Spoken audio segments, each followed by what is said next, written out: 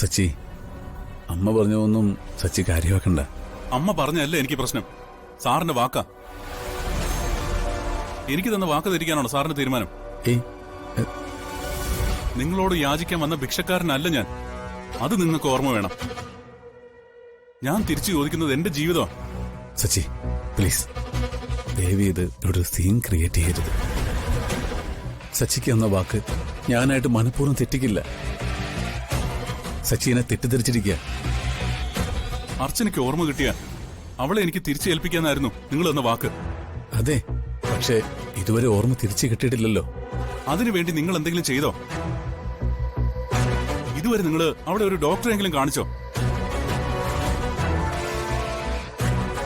എന്തേ ഉത്തരം മുട്ടിപ്പോയോ?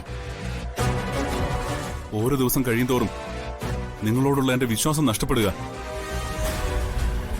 കൺമുമ്പിൽ ഉണ്ടായിരുന്നിട്ടും മരണം വരെ അവൾക്ക് വേണ്ടി എന്നെ കാത്തിരുത്താനാണ് നിങ്ങളുടെ ഭാവമെങ്കില് അത് നടക്കില്ല.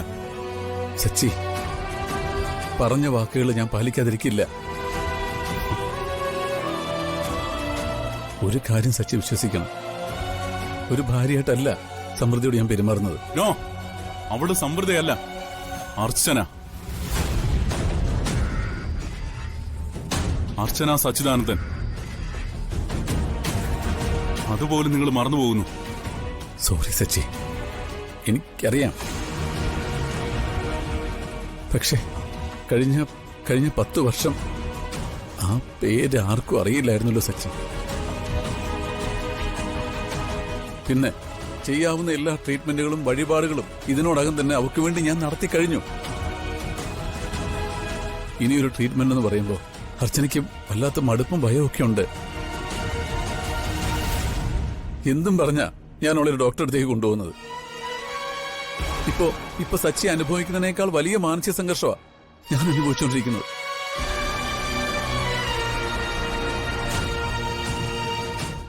അതിന് അർച്ചനെ പറഞ്ഞൊന്ന് കൺവിൻസ് ചെയ്യാൻ എനിക്ക് കുറച്ച് സമയം കൂടി വേണം. സച്ചി പറഞ്ഞല്ലോ, സച്ചി യാചകനല്ല എന്ന്.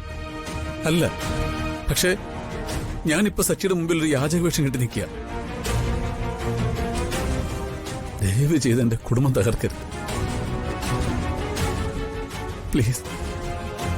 അപ്പോ എന്റെ ജീവിതം സ്വന്തം ഭാര്യ ഒരു അന്യപുരുഷനോടൊപ്പം അയാളുടെ ഭാര്യയായിട്ട് കൺമുന്നിൽ ജീവിക്കുന്ന കാണുമ്പോ ഭ്രാന്ത് പിടിക്കുന്ന എന്റെ അവസ്ഥ നിങ്ങൾക്ക് പറഞ്ഞാൽ മനസ്സിലാവില്ല. അത് മനസ്സിലാകണമെങ്കിൽ നിങ്ങൾ എന്റെ സ്ഥാനത്ത് നിൽക്കണം.